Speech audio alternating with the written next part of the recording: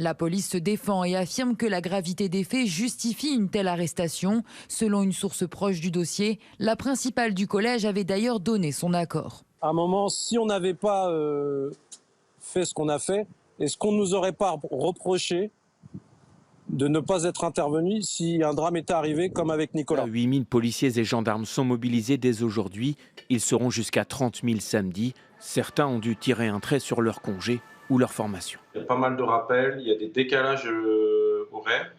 Et du coup, on n'a pas eu beaucoup de temps de repos avec les manifs qui ont lieu juste avant l'été. On a eu les émeutes. On a l'impression qu'aujourd'hui, on devient une police de l'actualité. Reda Bellage, c'est vrai. Qu'est-ce qui justifie que les policiers soient rentrés dans la classe et menotter l'enfant? Est-ce que les policiers devaient vraiment rentrer dans la classe?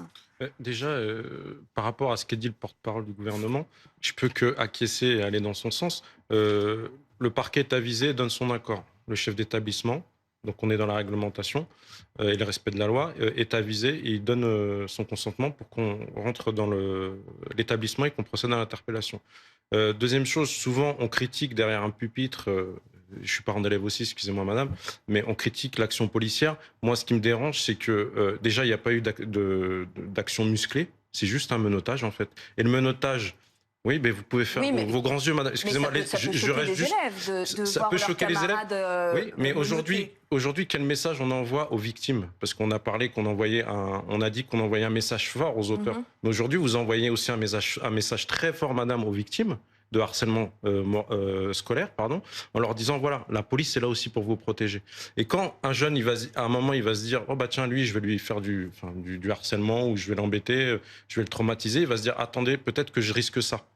Voilà. Et parce qu'aujourd'hui, peut-être que cet élève, il a vécu, ça vous choque peut-être, mais il a peut-être vécu un moment très difficile et ça a choqué beaucoup d'élèves. Mais des fois, à un moment, il faut peut-être un électrochoc. Et avec ce qui s'est passé, le suicide qu'il y a eu de Nicolas la semaine dernière, excusez-nous, madame, de faire notre travail de policier. Deuxième point, sur le menottage, c'est très important. Je suis obligé d'amener le côté technique aussi.